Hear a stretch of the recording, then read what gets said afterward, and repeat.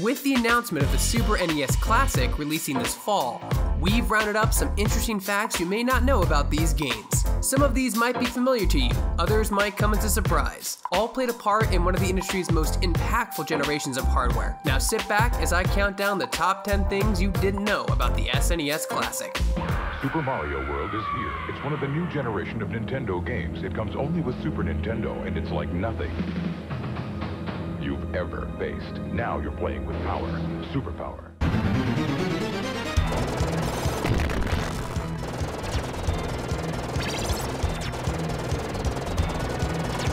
Most Contra fans associate Konami's run-and-gun series with the NES, where the franchise started. Except it didn't start there. The original Contra was a coin-op game that found a much wider audience when Konami brought it to Nintendo's 8-bit system. Contra 3, The Alien Wars, also started as an arcade title, of sorts.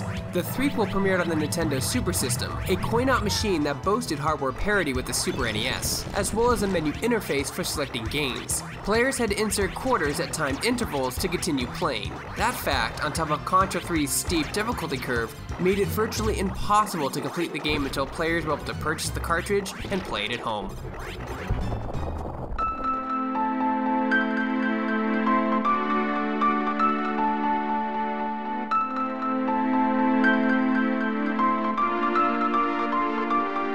Duke Nukem popularized the concept of viewing digital porn mags during gameplay, but he did not pioneer it.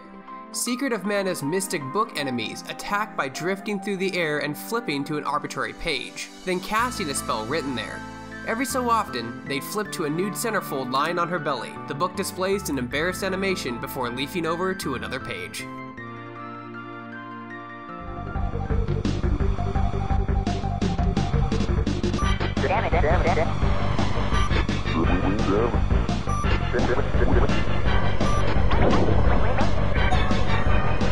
The cast of Star Fox features some of Nintendo's most colorful characters, a squadron of animals capable of swooping and barrel rolling through danger.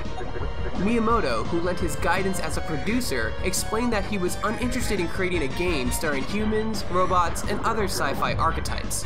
He did not choose a fox as the game's lead arbitrarily. Miyamoto explains Star Fox had a lot of scenes in which the fighter goes through arches, which reminded him of the Shito shrines called Tori, which is the foremost of Japan's shrines dedicated to Inari, a divine beast that resembles a fox.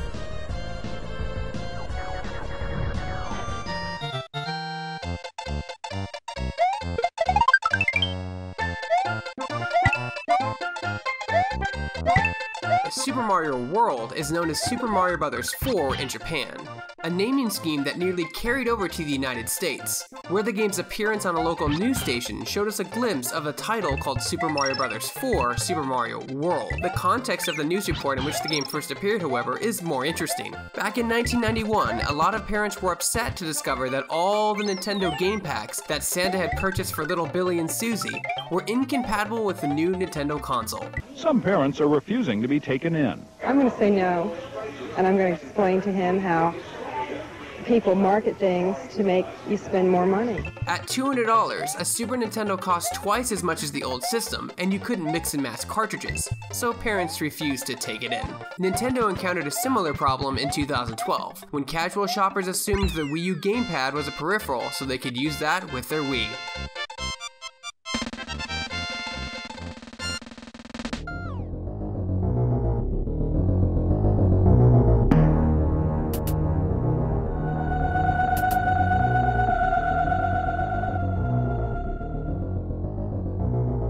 Metroid is the darkest, most adult of the Nintendo franchises. Whereas Mario and Zelda appeared to a wide audience, the visual direction of Super Metroid cemented it as a title for older players. Look no further than the opening scene for proof. The camera pans around a darkened lab before pulling back to show corpses littering the floor around a smashed cylinder. Although famous and infamous from working inside a bubble, Nintendo allowed outside influences to touch Super Metroid. Super Metroid's producer claimed the movie Alien had a huge influence on the production of the first Metroid game, which allowed it to stand out over Nintendo's other famous titles. Hello, my baby. Hello, my honey. Hello, my ragtime gal. Send me a kiss by wire. Baby, my heart's on fire. If you refuse me, honey, you lose me, then you'll be left alone. Oh, baby, telephone and tell me I'm your own. Check, please.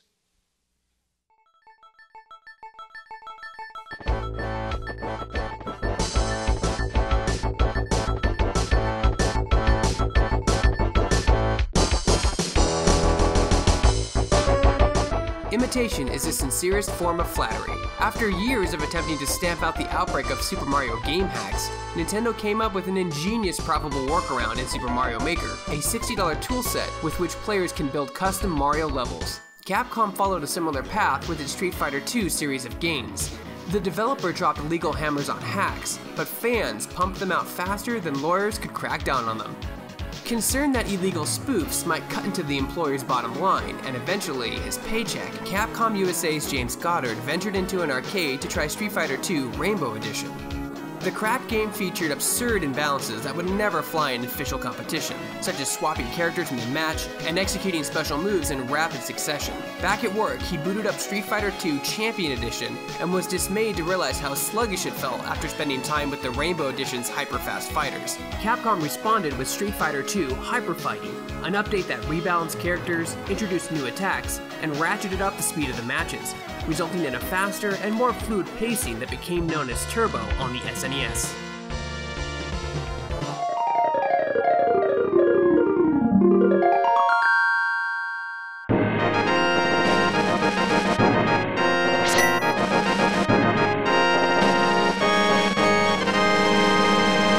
Designing Zelda, A Link to the Past for the SNES, Miyamoto desired to iterate on the original Zelda's design by pulling off feats that weren't possible on the NES hardware. On the NES, players had to work around Zelda's two-button control scheme by assigning items such as bombs and candles to B, while Link's sword was mapped to A. The SNES controller tripled the number of buttons, complicating Link's abilities for the development team. This gave birth to Link having to press A and hold it down, pushing or pulling with the D-pad, to make it seem that he's actually pulling an object in-game.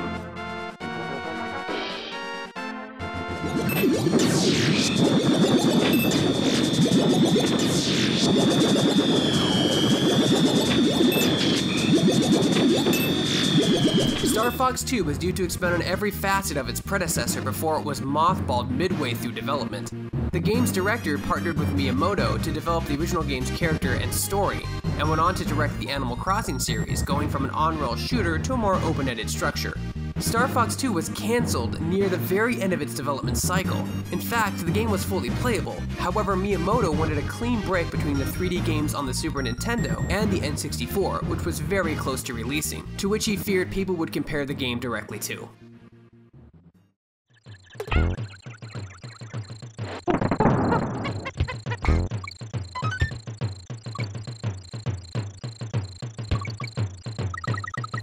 In 1995, Shigeru Miyamoto, while sitting next to Rare co-founder Tim Stamper, allegedly said that Donkey Kong Country proves gamers will put up with mediocre gameplay if the art is good. The quote made rounds without a solid source for years, until the internet sleuths for Hardcore Gaming 101 discovered that Stephen Kent, author of The Ultimate History of Video Games, was the interviewer who had talked to Miyamoto and Stamper. Kent touched on the interview in a lengthy footnote in The Ultimate History of Video Games.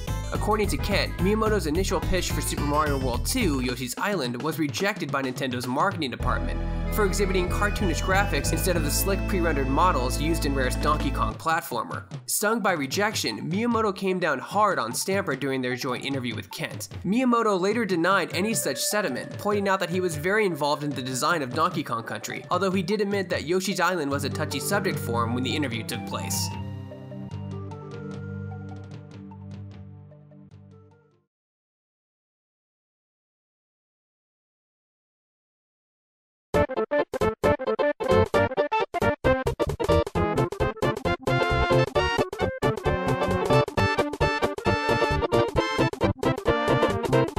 Miyamoto didn't become the most revered designer in gaming by turning the other cheek. After Nintendo's marketing team bounced back his concept for Yoshi's Island and declared its visual direction too whimsical in the face of Donkey Kong Country's pre-rendered models, Miyamoto responded by doubling down on his preferred art direction. While working on Super Mario World, Miyamoto had already decided that Yoshi should be the next star to shine.